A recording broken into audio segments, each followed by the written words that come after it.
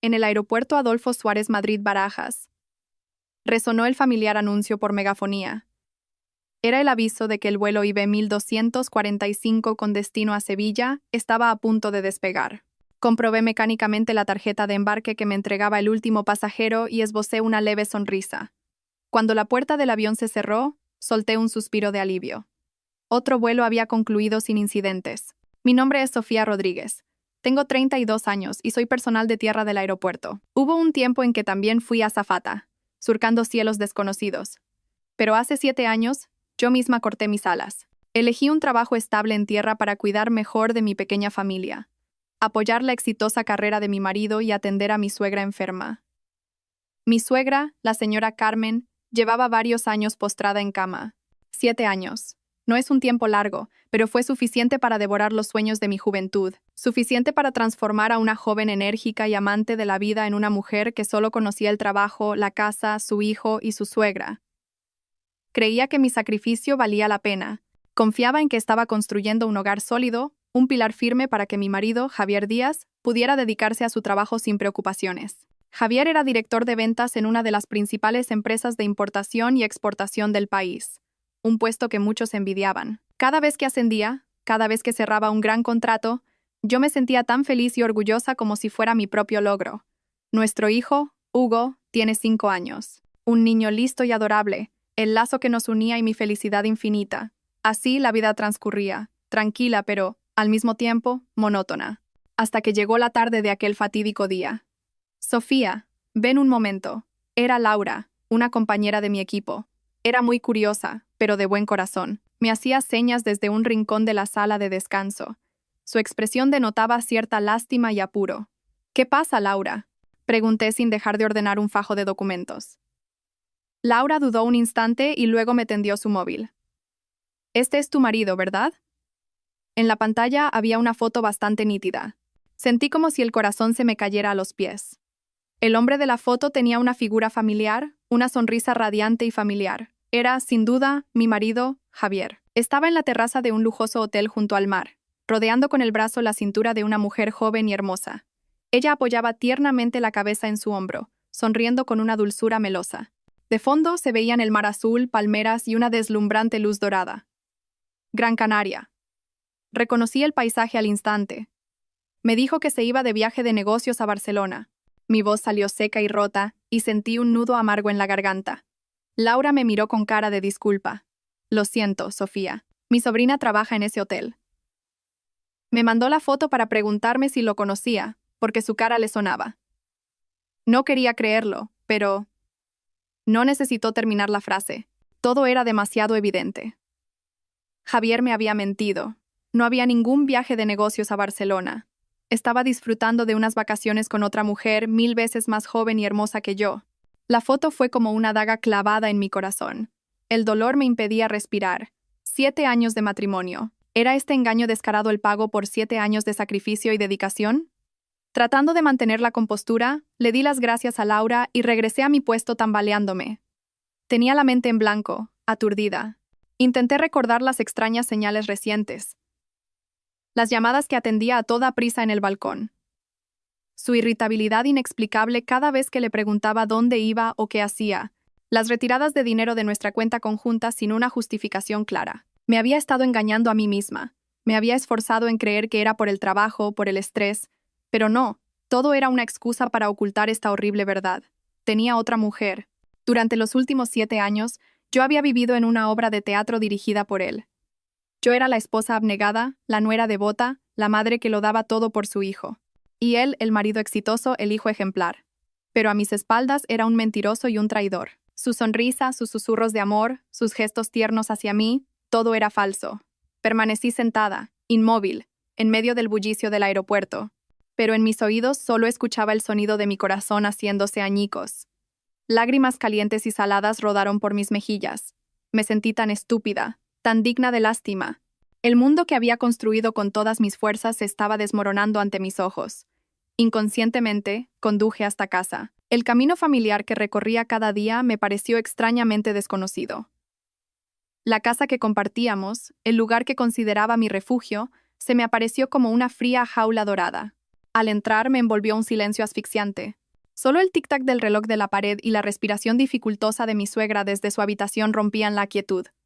La señora Carmen había sufrido un derrame cerebral hacía 3 años y desde entonces estaba postrada en cama, pero la enfermedad no había mermado ni un ápice su crueldad y despotismo. Incluso cuando estaba sana, nunca me había aceptado. Siempre pensó que una chica insignificante de provincias como yo no era digna de su preciado hijo. Me criticaba por no llevar bien la casa, por no ser suficientemente servil, por no darle un nieto varón de inmediato. Incluso cuando nació Hugo, no estuvo satisfecha y siempre me comparaba con otras. Desde que cayó enferma, yo me encargaba de todos sus cuidados, desde la comida hasta su higiene personal. Javier estaba ocupado y mi cuñado y su familia solo aparecían de visita unos minutos y se iban. A pesar de todo, ella nunca me dedicó una mirada amable. Consideraba mis cuidados una obligación, mi deber. Cuando algo no le gustaba, gritaba, insultaba e incluso me lanzaba objetos. Yo lo había soportado todo apretando los dientes, pensando que era el precio que debía pagar como nuera por ser la madre de mi marido. Hoy, mi paciencia había llegado a su límite. No podía más. Entré en mi habitación, dejé el bolso y, forzando una voz normal, dije: «Suegra, ya he vuelto del trabajo. ¿Quiere que le prepare un puré?». La señora Carmen me lanzó una mirada torva. La comisura de su boca, torcida por las secuelas del derrame, se contrajo con desprecio. «¿Ahora te dignas a aparecer? ¿Dónde has estado? ¿Sorreando con algún cualquiera?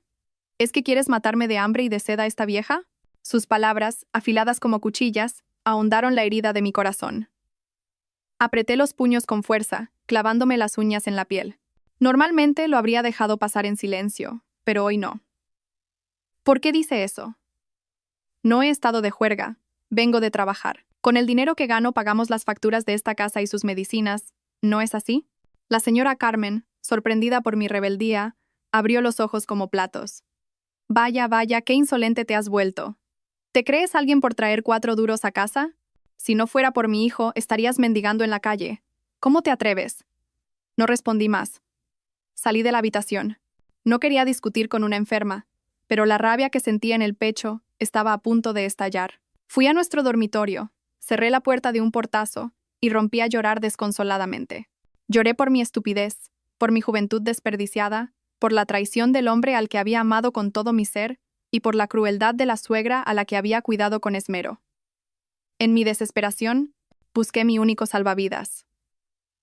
Con manos temblorosas, marqué el número de mi madre. Mi madre vivía en un pueblo de Extremadura. Siempre había pensado que era como la mayoría de las madres españolas, dócil y paciente. «Diga». «Sofía, hija, ¿qué ocurre?». La cálida voz de mi madre sonó al otro lado de la línea. Al oírla, toda la amargura y el dolor que había reprimido estallaron de golpe. No pude contenerme más. «Mamá, mamá». Solo pude llamarla entre sollozos ahogados. «Sofía, ¿qué pasa? ¿Qué te ha hecho Javier?». La voz de mi madre se tornó apremiante. Respiré hondo y, con la voz entrecortada, se lo conté todo. Le hablé de la foto, de las mentiras de Javier, de la crueldad de la señora Carmen y de mi dolor y desesperación. Hablé entre lágrimas, con frases rotas e incoherentes. Al otro lado mi madre escuchaba en silencio. No me interrumpió, no me ofreció un consuelo precipitado. Simplemente esperó a que yo desahogara todas mis emociones. Cuando mis lágrimas se secaron y mi garganta se cerró, mi madre finalmente habló con calma. Su voz ya no tenía la urgencia del principio. En su lugar, había una serenidad y una firmeza extrañas. «Deja de llorar, hija. Llorar no soluciona nada. Ahora escucha bien lo que te voy a decir». Asentí, sorbiendo por la nariz. «Primero, a partir de ahora tienes que actuar como si no hubiera pasado nada, como si nunca hubieras visto esa foto. Trata a Javier y a su madre como siempre. ¿Puedes hacerlo?». «Sí, pero creo que será muy difícil, mamá. Aunque sea difícil, tienes que hacerlo. Esto es lo más importante». Segundo, mañana mismo dejo arregladas mis cosas y subo a Madrid. Te ayudaré a cuidar de tu suegra para que tú tengas tiempo de descansar. ¿De verdad, mamá? Pero... Nada de peros, me cortó mi madre. Y tercero, lo más importante. Juntas, tú y yo, le vamos a dar a ese traidor y a esa bruja de su madre una lección que no olvidarán en su vida. Voy a recuperar todo lo que te pertenece, incluido Hugo. ¿Confías en mí?». Me quedé atónita ante el cambio de mi madre. ¿Dónde estaba mi madre dócil y paciente? La mujer al otro lado del teléfono era otra persona, inteligente, aguda y decidida. En mi más absoluta desesperación, sus palabras fueron como un salvavidas. No tenía otra opción más que confiar en ella. Sí, mamá, confío en ti. Bien. Entonces, haz lo que yo te diga. Déjamelo todo a mí. Tras colgar, me quedé sentada en la cama, aturdida. Las lágrimas habían cesado, pero el dolor seguía ahí. Sin embargo, la desesperación había sido reemplazada por otro sentimiento: la espera. La espera de mi madre, la espera de un plan, la espera de la venganza. 2 días después, mi madre llegó a Madrid. Traía solo una pequeña maleta de viaje. Su figura robusta, su pelo canoso recogido en un moño pulcro y, sobre todo, la mirada brillante y firme en sus ojos me transmitieron una extraña calma. Mi madre no lloró ni insultó a mi marido, como habrían hecho otras madres. Estaba increíblemente serena. Tras un breve saludo a la señora Carmen, que mostró abiertamente su disgusto por la llegada de su consuegra de pueblo, mi madre me llevó al dormitorio y cerró la puerta con llave. Abrió la maleta. Dentro, además de unas pocas prendas de ropa, había objetos que me dejaron estupefacta. Una cámara digital diminuta, varios dispositivos que parecían grabadoras y un grueso fajo de documentos. «Esto es lo que he preparado», dijo mi madre con voz baja y clara.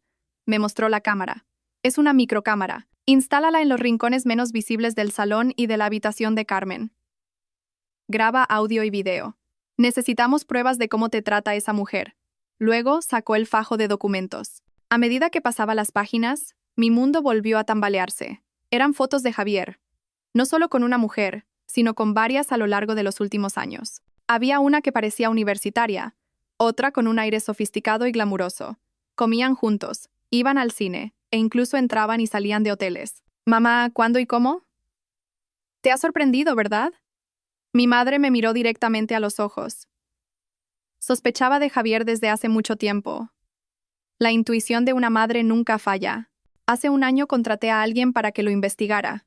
No te dije nada porque no quería hacerte daño, y porque entonces no teníamos pruebas suficientes para hundirlo. Recibí las fotos con manos temblorosas. El corazón me dolía como si se partiera en dos. No era una infidelidad reciente. Me había estado engañando de forma sistemática desde hacía mucho tiempo. Había estado viviendo con un demonio con piel de cordero. Y eso no es todo, continuó mi madre con voz gélida. Señaló otros papeles en el fajo. Eran copias de extractos bancarios. Esta es la peor parte. En los últimos 2 años, Javier ha estado sacando dinero a escondidas de vuestra cuenta común. Transfirió casi 200.000 euros a una cuenta personal a su nombre. Y con ese dinero, compró un apartamento de lujo en el barrio de Salamanca y se lo puso a una de esas chicas. Sentí que el mundo se me venía encima. 200.000 euros. El dinero que habíamos ahorrado durante años, privándonos de todo. Yo me había sacrificado. Había trabajado duro. No me había comprado ni un capricho. Todo por nuestra familia, por el futuro de nuestro hijo. Y él se lo había llevado todo cruelmente para derrocharlo en sus juergas con otras mujeres. Mi dolor se transformó en una furia extrema. «Hijo de puta», mascullé entre dientes. «Voy a cantarle las 40 ahora mismo. Espera». Mi madre me sujetó la mano. «Si te dejas llevar por la ira ahora, lo estropearás todo. No puedes actuar sin pensar. Javier es astuto y calculador. Si armas un escándalo ahora, lo negará todo o incluso te echará la culpa a ti. Si consigue quedarse con todo el patrimonio, te verás en la calle y con las manos vacías en un juicio». Mi madre me miró con ojos penetrantes. «Ahora tenemos que actuar con inteligencia. Tengo un plan detallado. No nos vamos a limitar a divorciarnos. Lo vamos a hundir socialmente y haremos que pague por todo lo que te ha hecho». Mi madre comenzó a explicarme el plan, paso a paso, con una claridad y una frialdad que me helaron la sangre. La primera fase era reunir más pruebas del maltrato psicológico de Javier y de cómo la señora Carmen encubría a su hijo. La segunda, y más cruel, era usar a la propia señora Carmen como herramienta. «Vamos a echar a esa mujer a la calle», dijo mi madre sin un ápice de vacilación. «Montaremos una obra de teatro para que todo el mundo vea la verdadera cara de ese hijo ejemplar y su respetable madre. La opinión pública es un arma muy poderosa, hija. Una vez que su imagen se desmorone, su carrera estará acabada». Me estremecí al escuchar el plan de mi madre. ¿Echar a una anciana enferma a la calle? ¿No era demasiado cruel? Pero entonces recordé la imagen de Javier abrazando a aquella joven.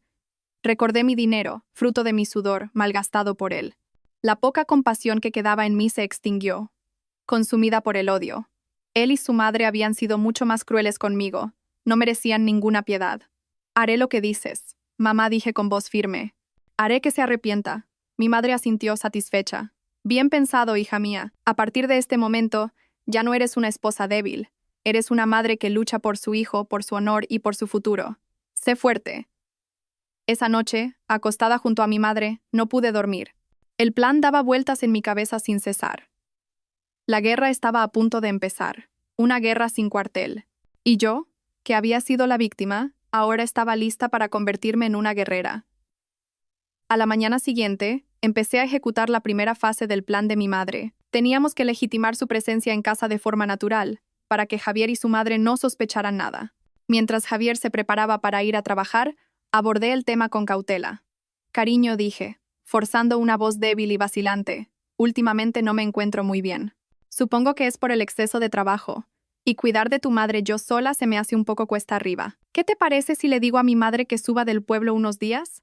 Así paso un poco de tiempo con ella y me ayuda con los cuidados de tu madre. ¿Qué piensas? Javier, que se estaba anudando la corbata, se giró y frunció el ceño. Me escrutó de arriba abajo. Puse mi mejor cara de cansancio y lástima. No sé si fue porque realmente mi aspecto era lamentable o por alguna otra razón, pero asintió de inmediato. No es mala idea. Que venga tu madre. Así tú estarás menos agobiada y yo me ahorro un dinero en contratar a una cuidadora. Sus últimas palabras fueron como un puñal en mi pecho. Para él, mi madre no era más que una cuidadora gratis. Bajé la cabeza para ocultar mi odio, pero mentalmente añadí una nueva deuda a su lista. Así fue como mi madre se instaló oficialmente con nosotros.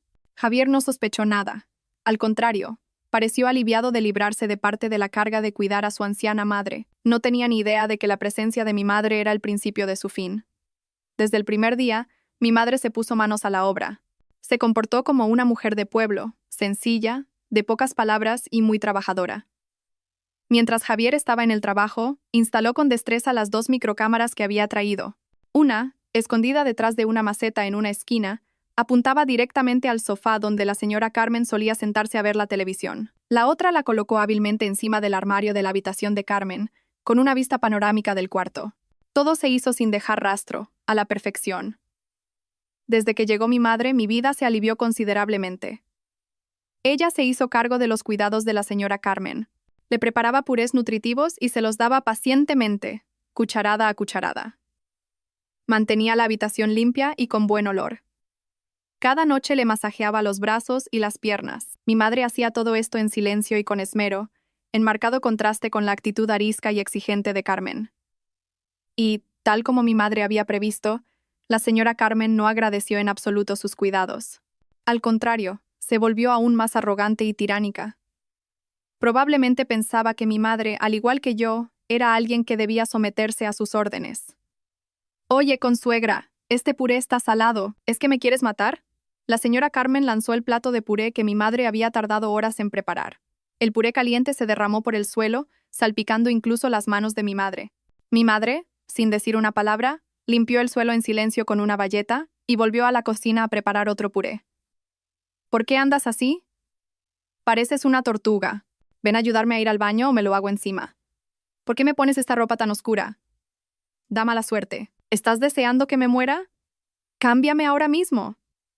Cada uno de los gritos y actos tiránicos de la señora Carmen quedaba grabado sin falta por las cámaras. Cuando Javier volvía a casa, ella cambiaba de registro y se quejaba con dulzura, diciendo que mi madre no la cuidaba bien, que estaba mejor cuando la cuidaba yo. Javier, como siempre, solo creía a su madre. Se volvía hacia mí y me espetaba. «Haz algo con tu madre. La mía no para de quejarse. Si ibas a traer a alguien, tenías que haber traído a alguien más ágil. Tu madre es mayor y lenta. ¿Cómo va a cuidar a una enferma?» Yo me limitaba a bajar la cabeza y a sentir. Pero por dentro me reía. «Seguid hablando, seguid actuando. Cada una de vuestras palabras y acciones se está convirtiendo en una prueba en vuestra contra». Cada vez que la señora Carmen la maltrataba, mi madre me llevaba a mi habitación y me enseñaba la grabación. «¿Ves? Esto es lo que necesitamos. Deja que esa mujer muestre su verdadera naturaleza. Cuanto más malvada y cruel sea, más éxito tendrá nuestra obra de teatro después». Al ver a mi madre analizar las grabaciones con tanta calma, sentí una mezcla de admiración y un ligero temor. Lo tenía todo calculado con una precisión milimétrica. Era como una estratega moviendo sus piezas en un tablero de ajedrez. Y yo era un peón crucial en esa partida. Una partida en la que la victoria tenía que ser nuestra, sin lugar a dudas. Mientras mi madre se centraba en recopilar pruebas de la señora Carmen, mi misión era encontrar los puntos débiles de Javier. Este plan requería paciencia y grandes dotes de actuación. Cada día, seguía interpretando el papel de esposa cansada pero sumisa. Dejé de preguntarle a dónde iba o qué hacía. No comprobaba su móvil de forma descarada. En su lugar, esperé la oportunidad, y la oportunidad llegó un sábado por la noche. Javier volvió a casa completamente borracho tras una cena con clientes. Se desplomó en la cama y se quedó dormido como un tronco. Su móvil cayó a su lado. El corazón me latía con fuerza. Era el momento. Con sigilo, cogí el teléfono. Me temblaban las manos al introducir la contraseña. Por suerte, seguía usando mi fecha de cumpleaños. Una costumbre irónica hasta la amargura. La pantalla se iluminó y el otro mundo de Javier se desplegó ante mis ojos. En la galería de fotos no solo estaba la de Gran Canaria que me había enseñado Laura. Había cientos de fotos más. Javier y su amante, una tal Valentina, estaban por todas partes. En restaurantes de lujo de Madrid, en un yate en la Costa del Sol, en un resort en Ibiza. Se abrazaban, se besaban, sonreían felices. También había fotos en la habitación de un hotel, con sábanas blancas y una romántica luz amarillenta. Parecían una pareja de enamorados. El dolor volvió a atenazar mi pecho, agudo y helador. Respiré hondo, me sequé las lágrimas y seguí buscando pruebas. En WhatsApp encontré las conversaciones entre Javier y Valentina. Se llamaban cariño el uno al otro. Se contaban su día a día, planeaban su próximo viaje. Y hablaban de mí. Me llamaban la vieja, la máquina de parir, un estorbo en casa. Cariño, aguanta un poco más a esa. En cuanto la situación en mi empresa se estabilice, te juro que me la quito de encima. Entonces podremos vivir juntos sin escondernos, era un mensaje de Javier. Lo sé, ya verás cómo te lo compenso todo, mi amor, respondía Valentina con un emoticono de corazón. Leí los mensajes sintiendo cómo me temblaban las manos y los pies. No solo me estaba siendo infiel, llevaba mucho tiempo planeando abandonarme. Pero lo que más me horrorizó fueron las pruebas financieras. En correos y mensajes, encontré reservas de vuelos a las Baleares, recibos de pago de bolsos de marca, relojes, joyas y regalos caros, y, lo peor de todo, transferencias bancarias. Cientos de miles de euros transferidos desde la cuenta de Javier a la de Valentina con conceptos como para tus caprichos, mi vida.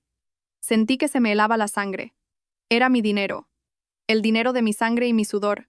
Con ese dinero pagaba la luz y el agua, la guardería de mi hijo, las medicinas de mi suegra. Y él lo usaba para mantener a su amante. Y eso no era todo. En su historial de búsqueda de Internet, encontré cosas aún más aterradoras. Abogado de divorcios de prestigio, cómo dividir los bienes en un divorcio sin salir perdiendo, cómo conseguir la custodia de los hijos siendo el cónyuge infiel. Ya se estaba preparando para una batalla legal. Planeaba quitármelo todo, desde el patrimonio hasta a mi querido hijo. Con manos temblorosas, usé mi propio móvil para fotografiar cada pantalla, cada foto, cada mensaje, cada transferencia. Envié todo a una cuenta de correo secreta que había creado previamente. Estas serían mis armas más poderosas en el juicio. Cuando volví a dejar el móvil en su sitio, ya estaba amaneciendo. Miré al hombre que dormía profundamente a mi lado. Su rostro dormido parecía tan tranquilo e inocente. Pero yo sabía que detrás de esa fachada se escondía un demonio egoísta, astuto y cruel. Mi amor por él había muerto. Completamente. Ahora en mi corazón solo quedaban el odio y la determinación de hacerle pagar. Salí en silencio de la habitación y fui al cuarto de mi madre. Ella aún no dormía. Me estaba esperando. Sin decir una palabra, le mostré lo que acababa de encontrar. Mi madre lo examinó todo con atención. Su rostro no mostraba ninguna emoción, pero en sus ojos brillaba una luz fría. Bien hecho, dijo. Ya tenemos casi todas las pruebas. Se acerca el momento de dar el golpe de gracia, hija mía. El momento ha llegado, declaró mi madre una tarde, después de revisar todas las pruebas que habíamos reunido.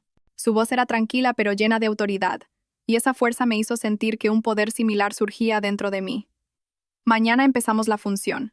Mi madre pasó la tarde al teléfono.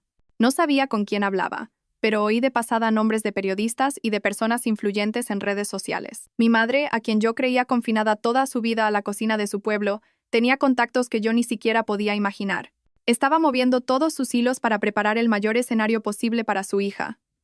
A la mañana siguiente, elegimos un sábado en el que Javier había salido temprano de casa con la excusa de otra importante reunión con clientes. Yo sabía muy bien quiénes eran sus clientes. Mi madre y yo empezamos los preparativos. Le pusimos a la señora Carmen la ropa más vieja y raída que tenía, para que pareciera lo más desvalida posible. Sentí una punzada de culpabilidad, pero mi madre me miró con firmeza. No olvides que ellos te han tratado peor que esto. Sentir compasión ahora sería un suicidio. Mi madre me dio un pequeño frasco de colirio.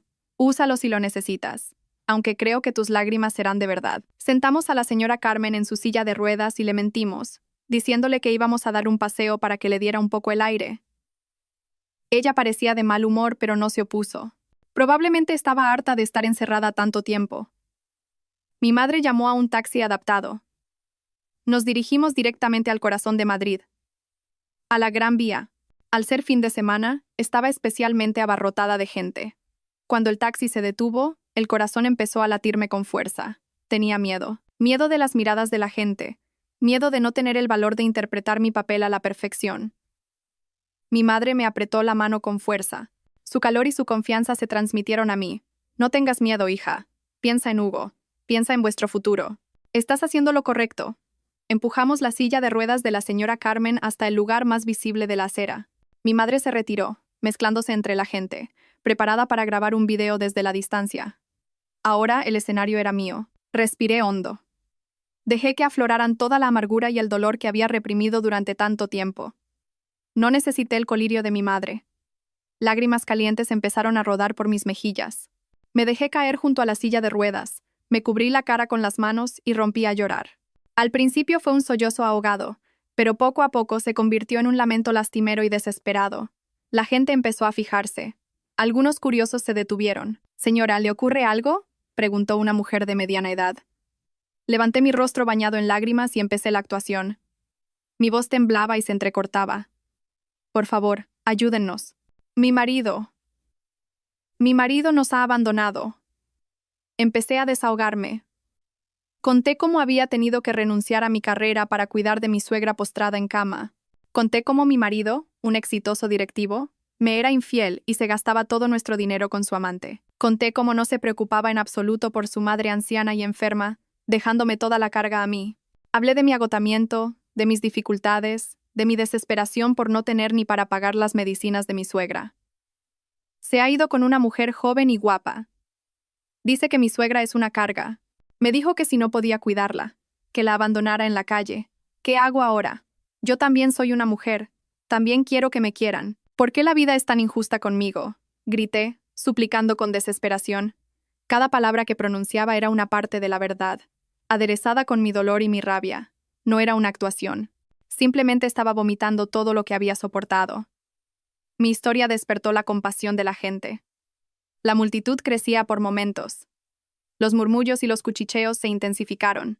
Los móviles se alzaron, apuntando hacia mí y hacia la señora Carmen. El telón de la obra se había levantado oficialmente. Al principio, la señora Carmen no entendía qué estaba pasando. Estaba desconcertada.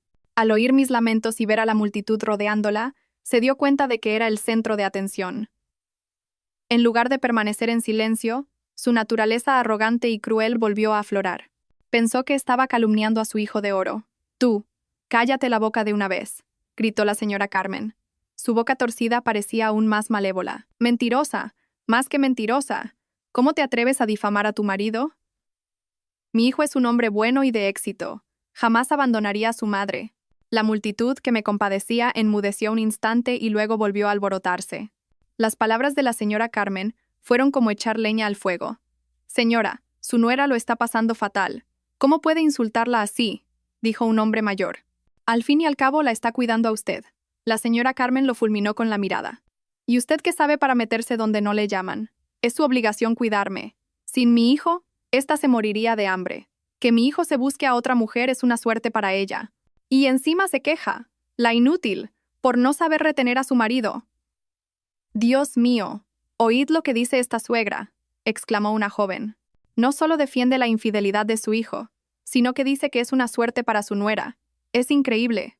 Las estúpidas palabras de la señora Carmen la delataron por completo. Sin darse cuenta, confirmó que todo lo que yo decía era verdad. La multitud, que antes me miraba con una mezcla de duda y compasión, ahora ardía de indignación. Empezaron a llover los insultos. De tal palo, tal astilla.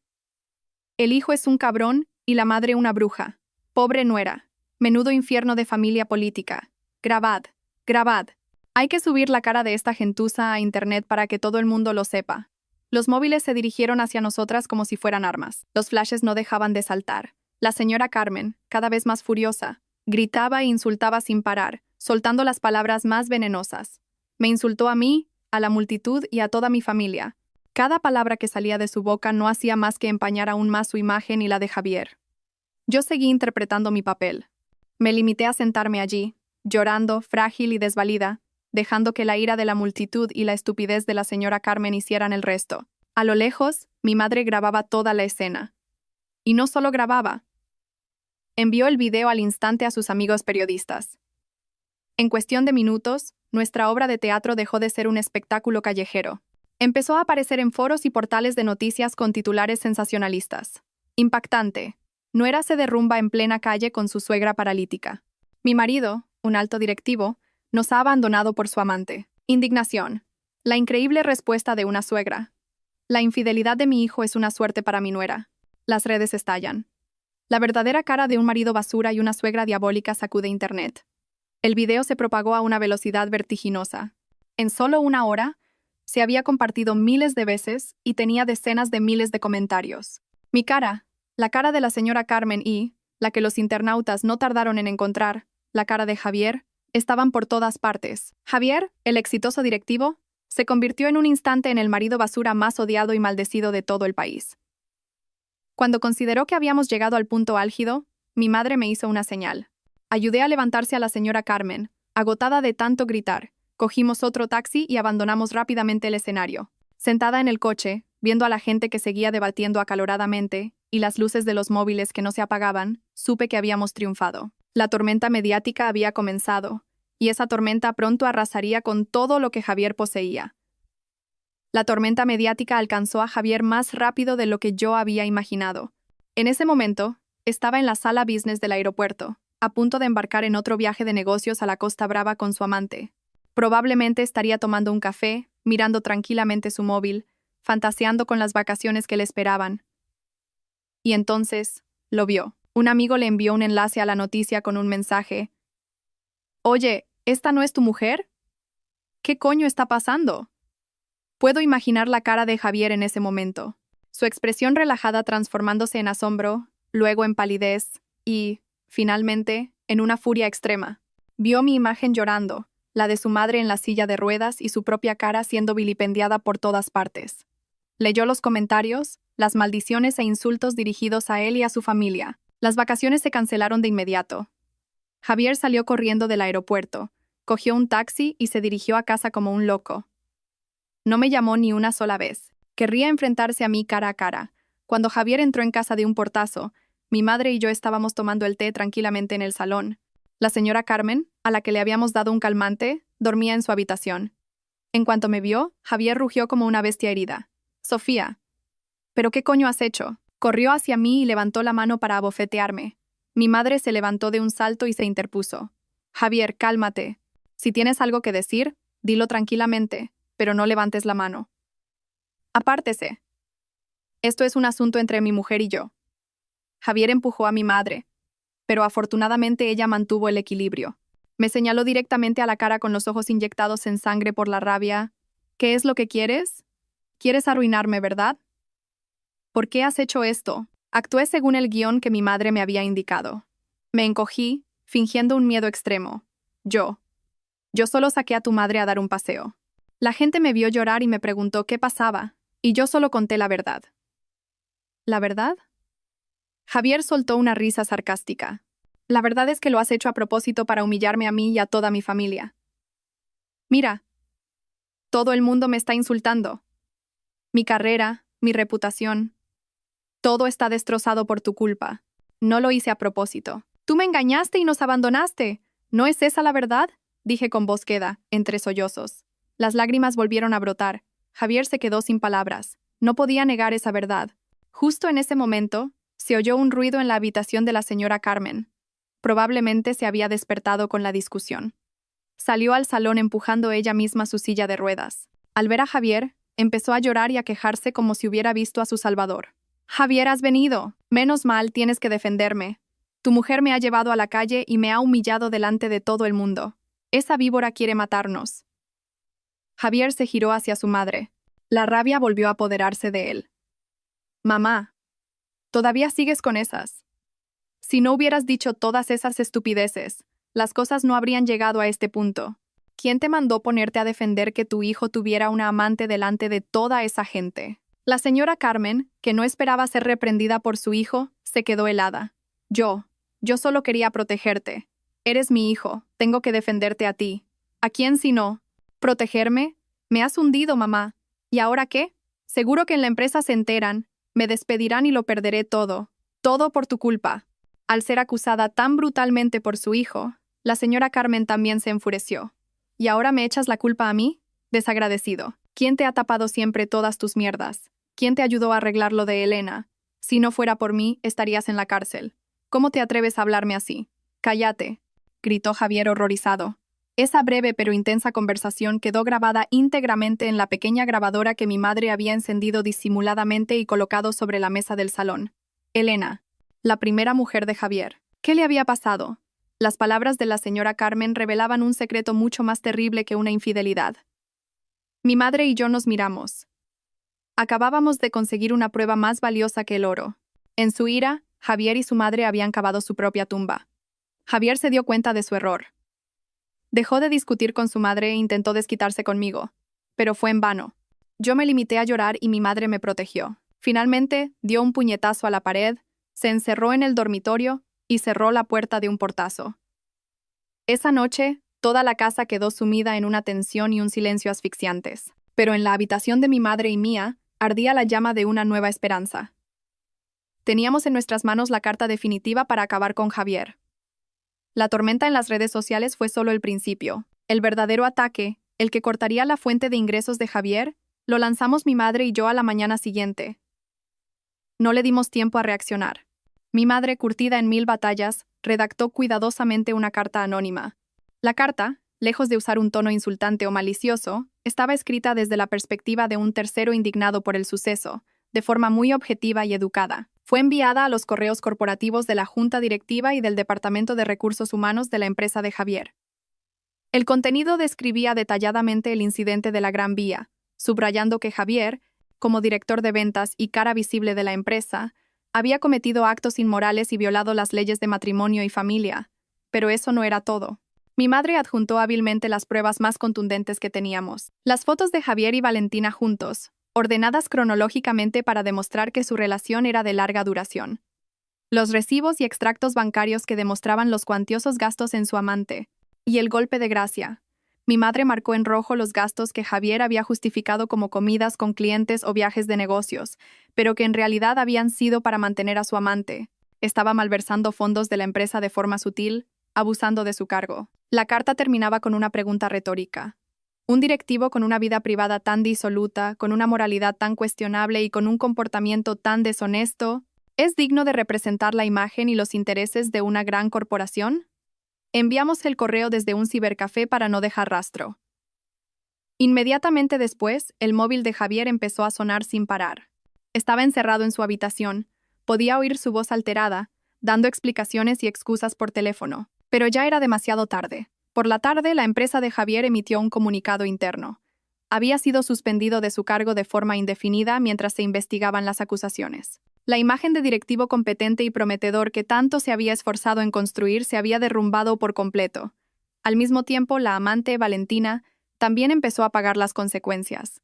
Sus fotos y su información personal fueron desenterradas sin piedad por los internautas. Fue etiquetada como la otra descarada, la rompehogares. Sus redes sociales se llenaron de insultos y acusaciones. La presión de la opinión pública, de su familia y amigos, fue insoportable para ella. Esa misma tarde, Valentina llamó a Javier. Pasé deliberadamente por delante de la puerta de su habitación para escuchar la conversación. «Javier, tenemos que dejarlo». La voz de Valentina sonaba llorosa al otro lado del teléfono. No puedo más. Todo esto es por tu culpa. Me has arruinado la vida. La gente me mira como si fuera una criminal. Valentina, cálmate, escúchame. Lo arreglaré todo, suplicó Javier. ¿Arreglarlo? ¿El qué? Si no puedes ni contigo mismo. Te han suspendido del trabajo. No tienes dinero. Has perdido tu reputación. No quiero tener nada que ver con alguien como tú. No me busques más. Valentina colgó. Javier se quedó destrozado. Le oí golpear el escritorio y proferir una sarta de insultos. La amante a la que tanto había cuidado, la mujer con la que planeaba un futuro, lo había abandonado en cuanto las cosas se pusieron feas. Ese era el precio de la traición. Volví a mi habitación y se lo conté a mi madre. Ella simplemente sonrió con tristeza. Un amor construido sobre mentiras y dinero siempre acaba en traición y cálculo. Dejemos que se devoren entre ellos. La noche era profunda, pero la tormenta en esta casa no había hecho más que empezar. Javier había perdido su carrera y a su amante.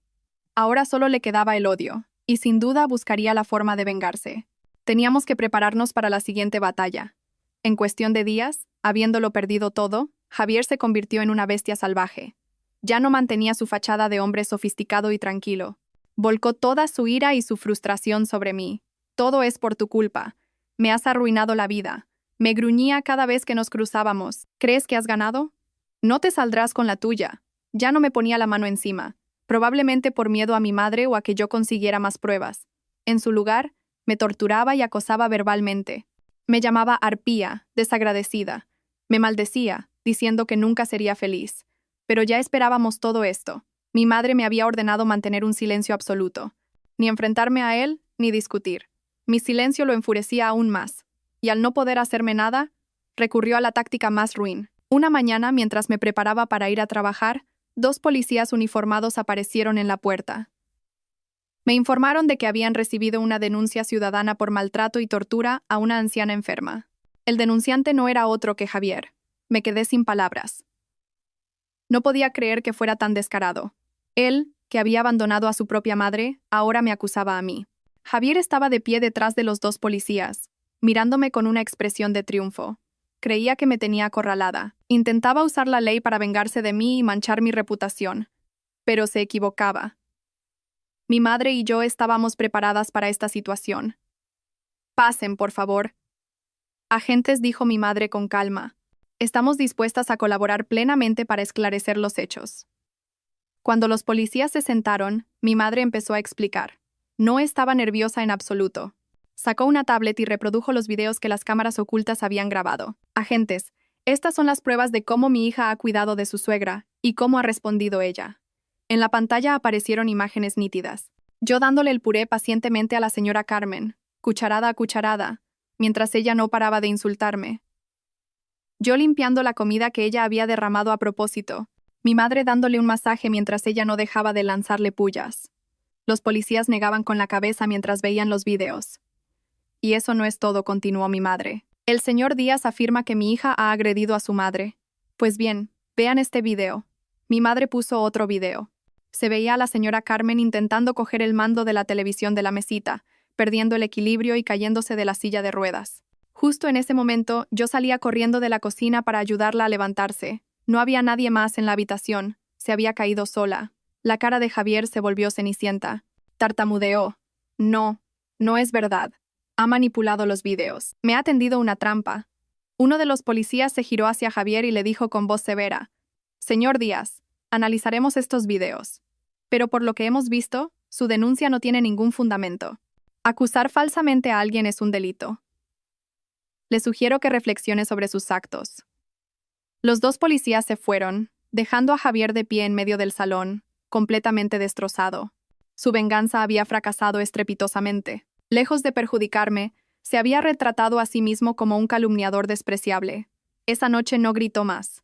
Se dedicó a beber solo en la oscuridad.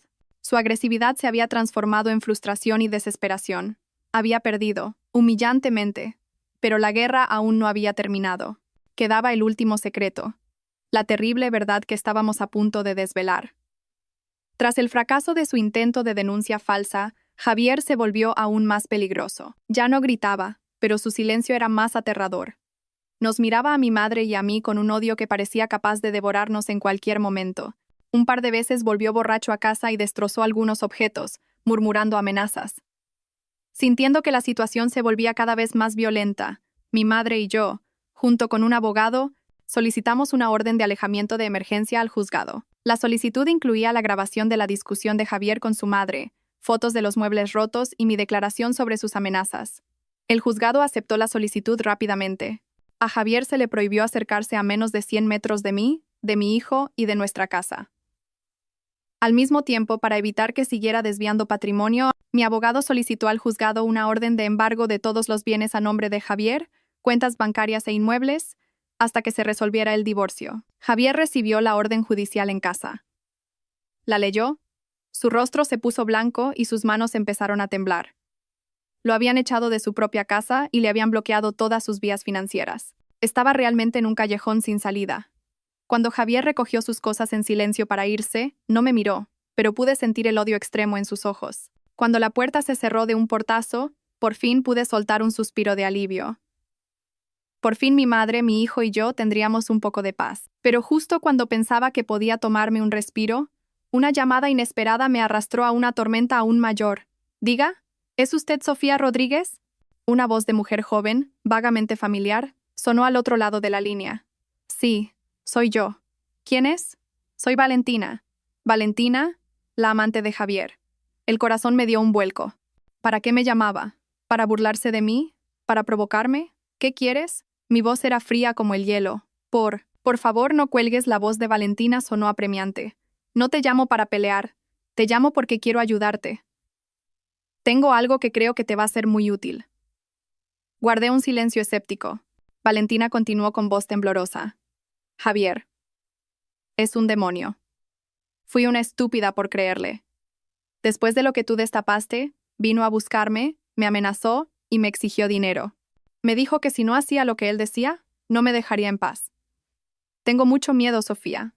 Valentina rompió a llorar. Discutiendo, se le escapó algo. Algo terrible. Sobre su primera mujer, Elena. El nombre de Elena volvió a surgir. Esta vez, no de boca de la señora Carmen, sino de la amante de Javier. ¿De qué hablas?, pregunté, sintiendo cómo el corazón se me aceleraba. Me dijo que la muerte de Elena no fue un accidente por una alergia a un medicamento, que él mismo la mató. Al parecer, Elena también descubrió que él la engañaba y quiso divorciarse. Para no perder el patrimonio y su reputación, la mató de forma que pareciera un accidente. Sentí un frío glacial recorrer mi cuerpo. Las palabras que la señora Carmen había soltado en un arrebato de ira eran verdad. Javier no era solo un adúltero y un maltratador, era un asesino. ¿Y cómo voy a creerte?, dije, esforzándome por mantener la calma. Tengo pruebas, dijo Valentina de inmediato. Se emborrachó y me lo contó todo. Me dijo que cambió el calmante de Elena por un fármaco que provoca un shock anafiláctico mortal. Pero no contaba con que hubiera una cámara de seguridad en el pasillo del hospital ese día. Consiguió el video y lo hizo desaparecer, pero yo, por si acaso, hice una copia en secreto. Te la voy a enviar. Solo te pido una cosa. Cuando todo esto acabe, no seas muy dura conmigo en el juicio. Yo también soy una víctima, él me engañó. Justo después de la llamada, Valentina me envió el archivo de video por correo electrónico. Mi madre y yo lo abrimos con manos temblorosas. La imagen era borrosa y no tenía sonido, pero lo que mostraba era suficiente para helarle la sangre a cualquiera. Se veía a Javier entrando a escondidas en la habitación del hospital de Elena en mitad de la noche. Miró a su alrededor y rápidamente sacó una jeringuilla del bolsillo y la inyectó en el gotero de su mujer. Luego, salió de la habitación como si nada. Unas horas después, el monitor cardíaco de Elena empezó a pitar y las enfermeras entraron corriendo. Todo era demasiado evidente. Esto ya no era una prueba de adulterio. Era una prueba de asesinato. Mi madre y yo nos quedamos sentadas en la habitación, aturdidas. El odio que sentía se había transformado ahora en miedo y repugnancia. Había vivido 7 años con un asesino a sangre fría. Mamá, ¿qué hacemos ahora?, pregunté temblando. Mi madre, tras un momento de shock, recuperó su calma habitual. Me apretó la mano con fuerza y me miró con determinación. No tengas miedo, hija. La justicia prevalecerá. Ese demonio tiene que pagar por sus crímenes. Mañana mismo le llevaremos esto al abogado. El divorcio ya no es solo un divorcio. Finalmente, llegó el día del juicio final del divorcio. El ambiente en la sala era solemne y tenso. Yo estaba sentada en el banquillo de la demandante, junto a mi madre y mi abogado, el señor Montero, un hombre de mediana edad y aspecto tranquilo, pero de mirada penetrante. En el otro lado, Javier, demacrado y pálido, me miraba con un odio palpable en sus ojos hundidos. A su lado se sentaba un joven abogado de aspecto arrogante. El juicio comenzó. La defensa de Javier fue la primera en intervenir. Su abogado intentó pintarme como una esposa celosa y rencorosa que había orquestado todo para destruir la reputación de su marido y quedarse con su dinero. Alegó que las pruebas de infidelidad eran un malentendido, que Javier simplemente mantenía relaciones sociales con compañeras de trabajo. Señoría, mi cliente, el señor Javier Díaz, es un hombre que ama profundamente a su esposa e hijo, y un hijo devoto. Sin embargo, el estrés laboral le ha hecho descuidar en ocasiones a su familia. La señora Rodríguez, en lugar de comprender y apoyar, ha albergado sospechas infundadas e incluso ha llegado al extremo cruel de abandonar a su suegra anciana y enferma en la calle para humillar a su marido. Esto demuestra el carácter malicioso de la señora Rodríguez y su incapacidad para ostentar la custodia de su hijo. Al escuchar esas palabras descaradas, apreté los puños, pero el señor Montero me hizo una señal para que mantuviera la calma. Luego presentaron a su testigo estrella, la señora Carmen. Entró en la sala en silla de ruedas, con un aspecto frágil y desvalido, muy diferente a su arrogancia habitual. Sin duda, el abogado de Javier la había instruido a conciencia. Testigo, ¿podría decirnos cómo la trató su nuera, la señora Rodríguez, durante el tiempo que vivieron juntas? Preguntó el abogado de Javier con voz compasiva. La señora Carmen rompió a llorar. Fue muy duro, señor abogado. Me maltrataba, me dejaba sin comer, me insultaba. Una vez incluso me empujó y me caí. Me decía que era una carga, un estorbo. Se compinchó con su madre para echarme de casa. Se lamentó llorando miserablemente, pintándome como la nuera más cruel y despiadada del mundo. Javier, a su lado, asentía, fingiendo preocupación por su madre. Estaban representando una obra de teatro perfecta ante el tribunal. Cuando terminó el testimonio de la señora Carmen, la sala quedó en silencio. Todas las miradas se dirigieron hacia mí, miradas de compasión y reproche. Era el turno de mi abogado. El señor Montero se levantó. Sin prisas, con calma, le hizo una sola pregunta a la señora Carmen. Testigo, ¿está segura de que todo lo que acaba de decir es la verdad? Por supuesto que es verdad. Seré vieja, pero no estoy loca, dijo la señora Carmen con firmeza. Bien, dijo el señor Montero, y se giró hacia el juez. Señoría, para demostrar que el testimonio de la testigo es completamente falso, nos gustaría presentar un video. La gran pantalla de la sala se encendió. El primer video mostraba a la señora Carmen tirando el plato de puré e insultando a mi madre. El siguiente, a ella misma cayéndose de la silla de ruedas y a mí corriendo a ayudarla. Y luego, muchos otros videos de su trato cruel hacia mi madre y hacia mí. La cara de la señora Carmen pasó de blanca a morada. Tartamudeó. No es verdad. Eso está manipulado. Me han tendido una trampa. El abogado de Javier también se quedó helado. No esperaba que tuviéramos pruebas tan contundentes. Pero ese no era el golpe de gracia. El señor Montero continuó. Señoría, este comportamiento de la testigo no es casual. Actuó bajo la instigación y coacción de su propio hijo, el demandado, el señor Díaz. Nos gustaría presentar otra grabación de audio. Se reprodujo la grabación de la discusión entre Javier y su madre, la voz de Javier gritando y culpando a su madre, y luego, la frase lapidaria de la señora Carmen, resonaron con claridad. ¿Quién te ayudó a arreglar lo de Elena? Si no fuera por mí, estarías en la cárcel. Toda la sala quedó en shock. ¿Quién era Elena? ¿Qué había pasado? El juez tuvo que golpear con el mazo para mantener el orden. Javier se desplomó en su silla, sin una gota de sangre en el rostro. Sabía que todo había terminado. Su teatro había llegado a un final humillante, y solo quedaba que la verdad más terrible saliera a la luz. Tras la reproducción de la grabación, un pesado silencio se instaló en la sala.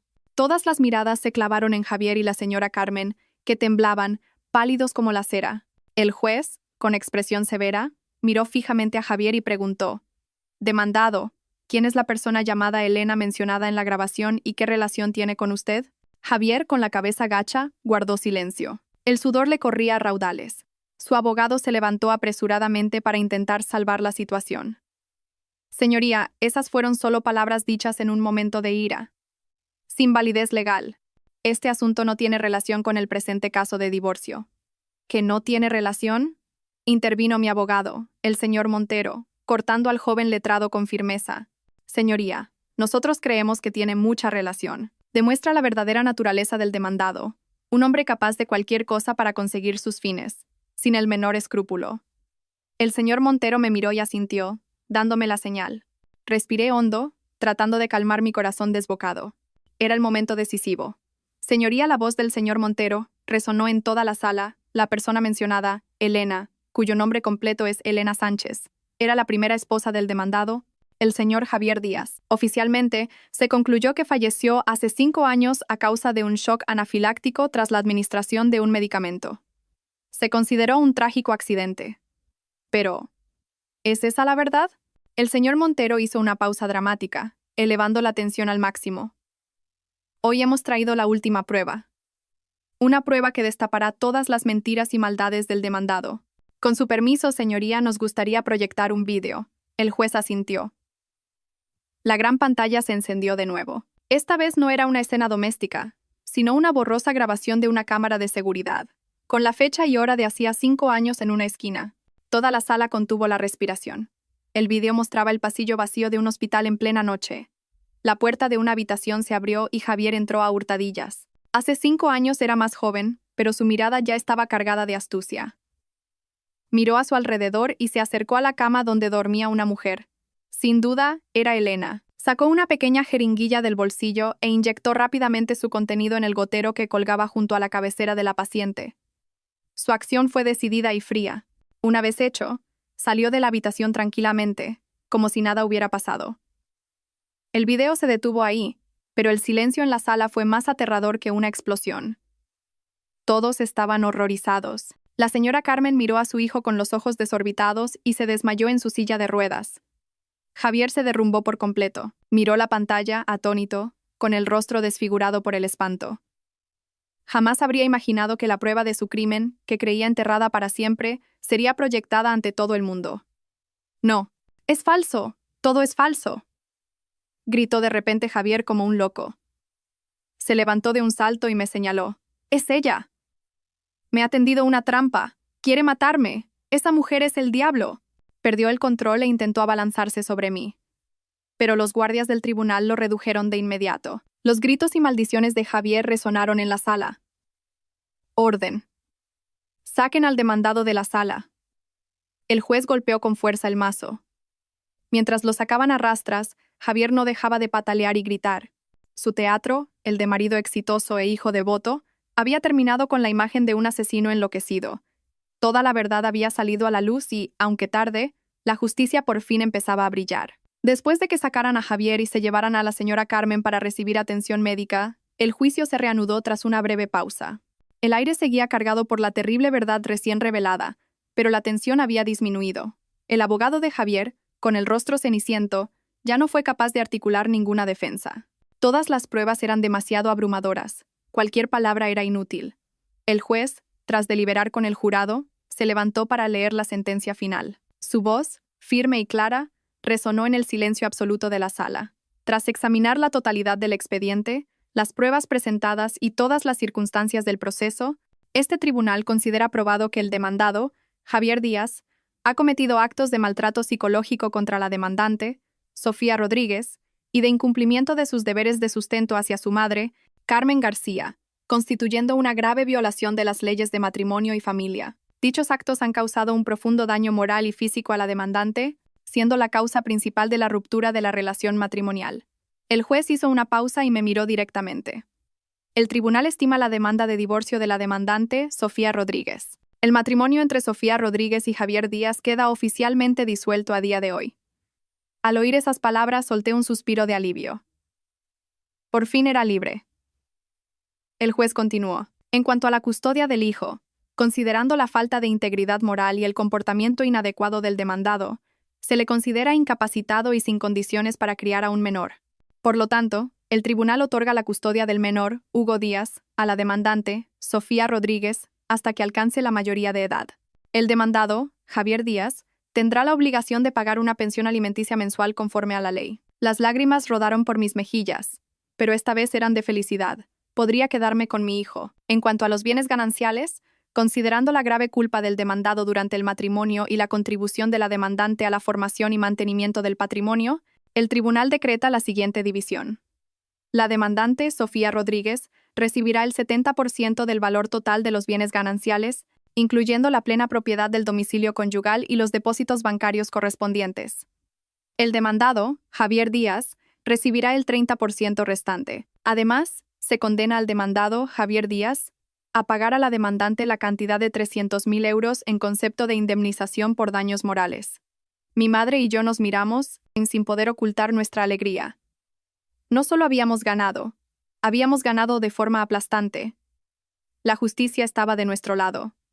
Finalmente, el juez dictó la decisión más importante que todos esperaban. En relación con los nuevos hechos revelados durante el proceso, concernientes a la muerte de la anterior esposa del demandado, la señora Elena Sánchez, este tribunal considera que existen indicios de un delito de especial gravedad. Por lo tanto, se acuerda remitir todas las pruebas pertinentes, incluyendo la grabación de audio y el vídeo de la cámara de seguridad, a las autoridades policiales y al Ministerio Fiscal para que se inicie una investigación sobre el señor Javier Díaz por un presunto delito de asesinato, y sobre su madre, la señora Carmen García, por un presunto delito de encubrimiento. Esta sentencia es firme y entra en vigor de inmediato. El mazo del juez cayó, poniendo fin al tumultuoso juicio. Había ganado. Había recuperado mi libertad, mi honor, a mi hijo y todo lo que me pertenecía. Y Javier no solo lo había perdido todo, sino que ahora se enfrentaría a la justicia por el atroz crimen que había cometido. En el momento en que se cerró la puerta del tribunal, una nueva y más luminosa puerta se abría en mi vida.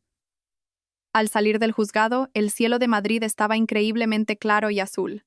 Un sol dorado y radiante caía sobre mis hombros, como un cálido abrazo de consuelo. Respiré hondo, sintiendo el aire de la libertad. La guerra había terminado. La pesadilla de 7 años por fin había desaparecido. Mi madre me apretó la mano con fuerza. En sus ojos brillaba la alegría. Te lo dije, hija. La justicia siempre está del lado de los buenos. Hemos ganado. No fuimos directamente a casa. Buscamos un restaurante tranquilo para celebrarlo. Fue la comida más deliciosa que había probado en años. Ya no había cargas ni preocupaciones, solo nosotras dos y la felicidad de la liberación. La noticia del juicio se extendió rápidamente. Los medios de comunicación volvieron a hervir. Esta vez, Javier ya no era el marido basura, sino un asesino a sangre fría. La opinión pública se indignó aún más al conocer su crimen.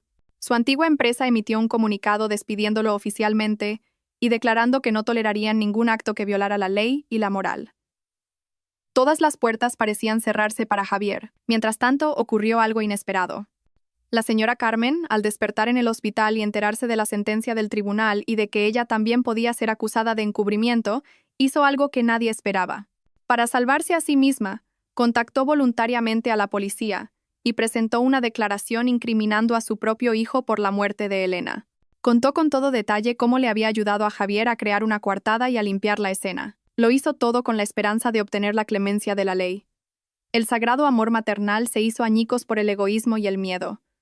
Al enterarme de la noticia, no pude evitar sonreír con amargura. Era el karma. Javier había recibido la puñalada final de la misma persona en la que tanto confiaba, la que había sido cómplice de sus crímenes, su propia madre.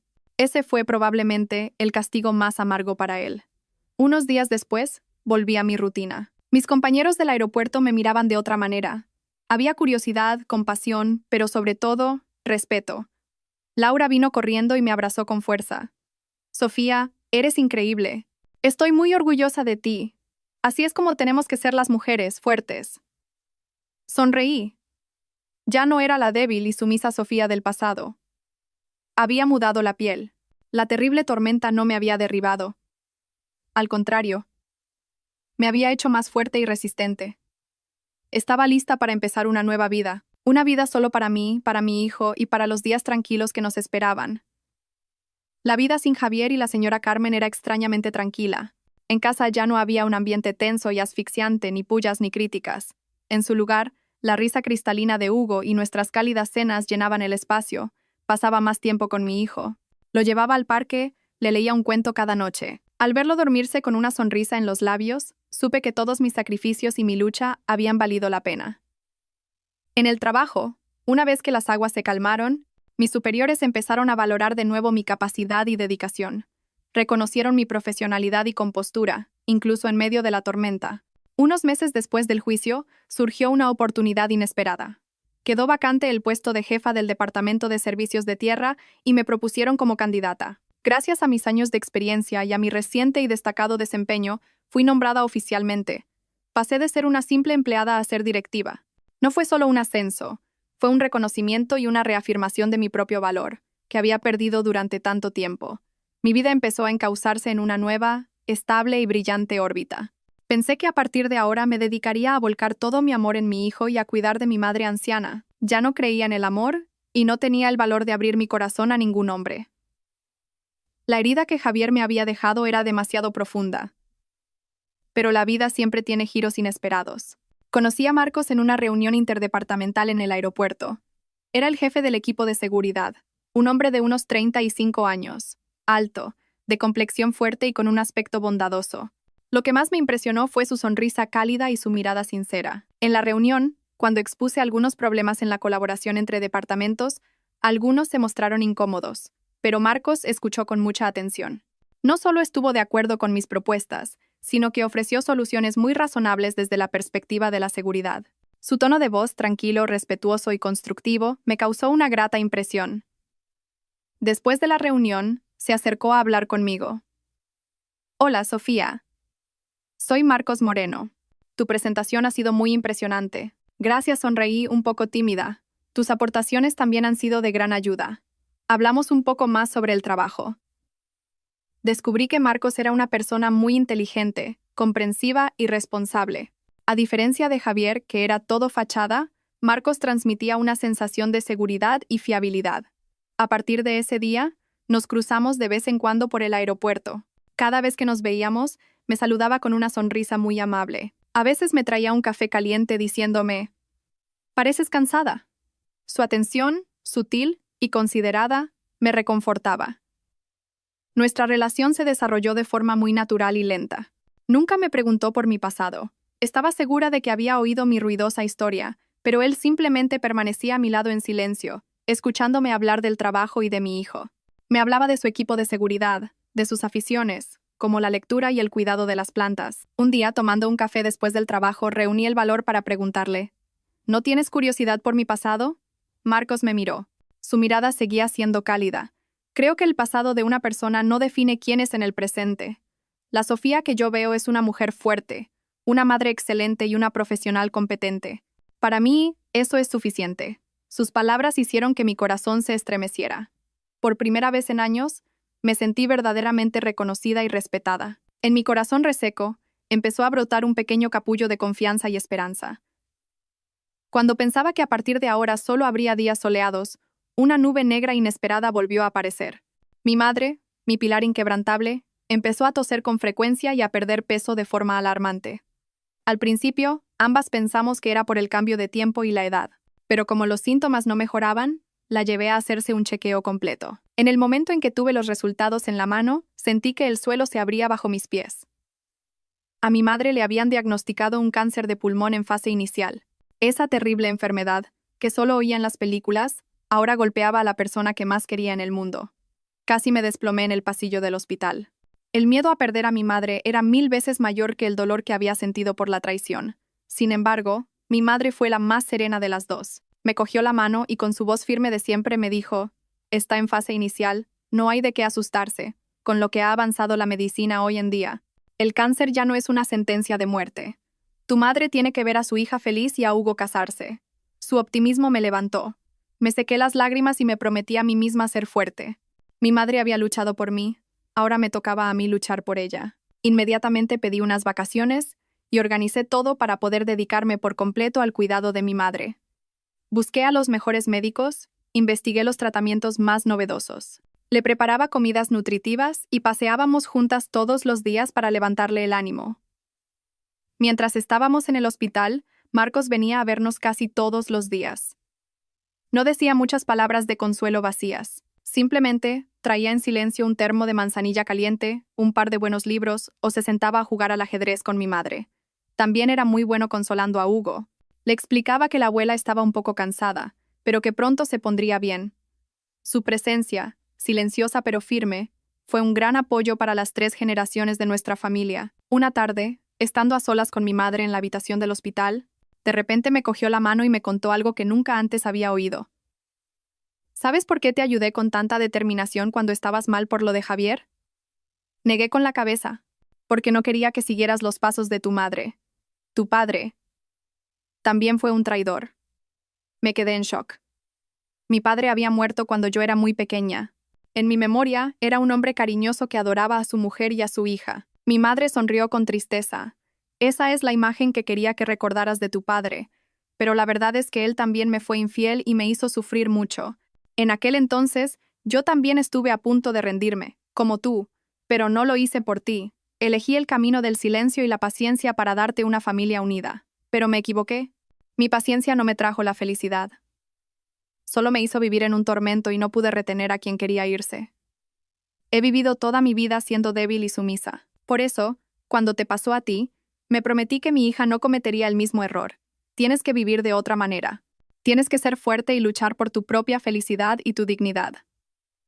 Al escuchar las palabras de mi madre, las lágrimas volvieron a brotar. La abracé con fuerza. Detrás de su fachada de mujer dura y decidida se escondía un pasado lleno de dolor y sacrificio. Había transformado su propio sufrimiento en la fuerza para proteger a su hija. Sentí pena por ella y la admiré aún más. No te preocupes, mamá, dije entre sollozos. Voy a ser muy feliz. Y tú también. Tienes que ponerte bien, ¿vale? Tienes que hacerlo, mamá. Mi madre sonrió y me acarició el pelo. Lo sé, hija mía. Esta prueba no me va a derribar. Y no la derribó. Al contrario, nos hizo valorar aún más a la familia y el amor. Y me enseñó que incluso en los momentos más oscuros, siempre hay una mano que te ayuda a levantarte. La mano de mi madre y la cálida mano de Marcos. Tras un tratamiento intensivo, la salud de mi madre mejoró notablemente. El médico dijo que, gracias a la detección precoz y a la actitud positiva de la paciente, la respuesta al tratamiento estaba siendo muy efectiva. Le dieron el alta para que se recuperara en casa a la espera de la cirugía, y nuestra vida volvió a la normalidad. Pero, como se suele decir, aunque el árbol quiera la calma, el viento no cesa. Un sábado por la tarde, mientras Marcos estaba en casa pasando el rato con nosotros, el timbre sonó de forma estridente. Fui a abrir y me quedé helada. Era Javier. Estaba mucho más demacrado y miserable que la última vez que lo vi en el juzgado. Estaba esquelético, con barba de varios días y apestaba a alcohol. Me miró con los ojos inyectados en sangre, llenos de resentimiento. «Quiero ver a Hugo. Déjame ver a mi hijo», gritó, intentando entrar a la fuerza. Me interpuse rápidamente. «Váyase. Tiene una orden de alejamiento». «¿Una orden?» «Es mi hijo. Tengo derecho a verlo». Javier me empujó. Justo en ese momento, Marcos salió de casa y se puso delante de mí. Sin decir una palabra, se convirtió en un escudo inquebrantable con su corpulencia. Al ver a Marcos, los celos y la ira de Javier volvieron a encenderse. «¿Y tú quién coño eres?» «Ah, ya sé. Tú eres el que me ha robado a mi mujer y a mi hijo». Se abalanzó sobre Marcos como un loco para pegarle, pero Marcos, con su profesionalidad como agente de seguridad, lo esquivó fácilmente y lo redujo con rapidez. «Señor Díaz, está usted ebrio. Por favor, váyase». La voz de Marcos seguía siendo tranquila pero firme. «No me obligue a tomar medidas más drásticas». Al oír el alboroto, Hugo salió corriendo de su habitación. Al ver a Javier con ese aspecto aterrador, el niño gritó asustado y se abrazó a las piernas de Marcos. «Tío Marcos, tengo miedo». «Echa a ese señor». La reacción de su hijo fue la última puñalada en el corazón de Javier. Se quedó paralizado al ver a su hijo buscando protección en otro hombre. Su agresividad se desvaneció, reemplazada por una expresión de derrota y dolor extremos. Sin decir nada más, se dio la vuelta y se fue tambaleándose. Su espalda, larga y solitaria, se recortó bajo la tenue luz de la farola. Cuando Javier se fue, Marcos se giró y consoló a Hugo. Lo cogió en brazos, le secó las lágrimas y le contó una historia divertida para que se olvidara del susto. Ver esa escena me reconfortó el corazón. Esa noche, después de que mi madre y Hugo se durmieran, Marcos y yo nos sentamos en el salón. Le di las gracias por habernos protegido. Marcos me miró. Su mirada era más tierna y seria que nunca. Sofía dijo: «No quiero ser solo la persona que te protege en momentos como este. Quiero estar a tu lado y al de Hugo todos los días, para cuidaros y protegeros siempre». Se arrodilló y sacó una pequeña caja de terciopelo del bolsillo. Al abrirla apareció un anillo de plata, sencillo pero elegante. «Sofía, ¿quieres casarte conmigo?» Me quedé sin palabras, helada. Las lágrimas volvieron a brotar, pero esta vez de sorpresa y felicidad. «Estoy divorciada, tengo un hijo». ¿Estás seguro? Tartamudeé. Marcos se levantó y me cogió las manos. Estoy seguro. Te quiero, con tu pasado y tus heridas. Y quiero a Hugo como si fuera mi propio hijo. No te voy a obligar a olvidar el pasado, solo te pido que me permitas caminar contigo hacia el futuro. Si te preocupa, podemos firmar un acuerdo prenupcial. No quiero nada tuyo, solo os quiero a ti y a Hugo. Sus palabras sinceras derribaron todas las barreras y miedos de mi corazón. Había encontrado a un hombre que me amaba y me respetaba de verdad. Llorando de felicidad, asentí. Sí, quiero. Marcos sonrió con la sonrisa más cálida del mundo. Me puso suavemente el anillo en el dedo. Encajaba a la perfección. Nuestra boda no fue ostentosa. Fue una ceremonia pequeña y cálida en un restaurante junto al río, rodeados de mi madre, Hugo y nuestros amigos y compañeros más cercanos. Llevaba un sencillo vestido blanco y un maquillaje ligero, pero sabía que nunca me había sentido tan guapa y radiante. Mi sonrisa ya no era forzada, sino una expresión de felicidad genuina que nacía del corazón. Marcos estaba a mi lado, sin soltarme la mano, elegante y seguro con su traje. Hugo, con un trajecito a juego con el de Marcos, correteaba por todas partes, llamando sin parar papá Marcos. Lo había aceptado por completo, como si fuera su verdadero padre. Mi madre, sentada en primera fila, sonreía complacida, con los ojos llenos de alegría y satisfacción. Nuestra vida de casados transcurrió tranquila y dulce. Marcos era un marido y un padre excelente. Siempre llegaba a casa a su hora, ayudaba con las tareas domésticas y con los deberes de Hugo. Nunca se olvidaba de los aniversarios y siempre me preparaba pequeñas sorpresas.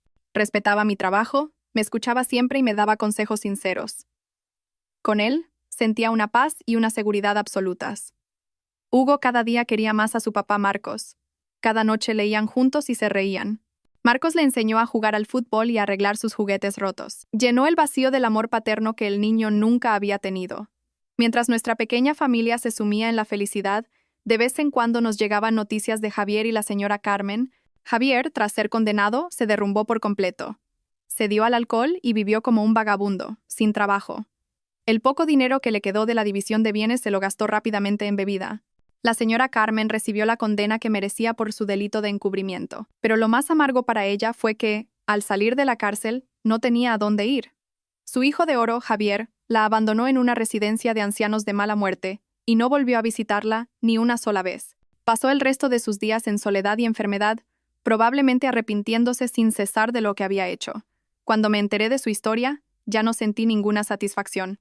En su lugar sentí una extraña paz. Me di cuenta de que el odio es como un veneno que te bebes tú esperando que muera el otro. Solo te agota y te hace sufrir más. Cuando aprendí a dejar atrás el pasado y a perdonar a quienes me habían herido, encontré la paz en mi alma. La felicidad no viene de la venganza, sino de construir una vida nueva y mejor. La operación de mi madre fue un éxito. El tumor fue extirpado por completo. Gracias a su actitud positiva y a los cuidados de la familia, se recuperó muy rápidamente. Unos meses después, ya podía caminar y hacer vida casi normal.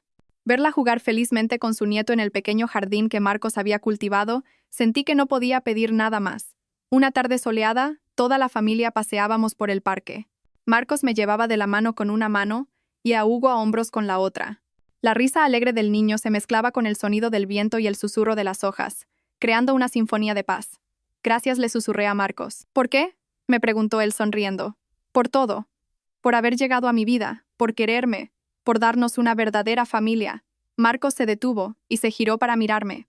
Sus ojos estaban llenos de amor. No, gracias a ti, por darme la oportunidad de ser marido y padre. Tú y Hugo sois el mejor regalo que me ha dado la vida.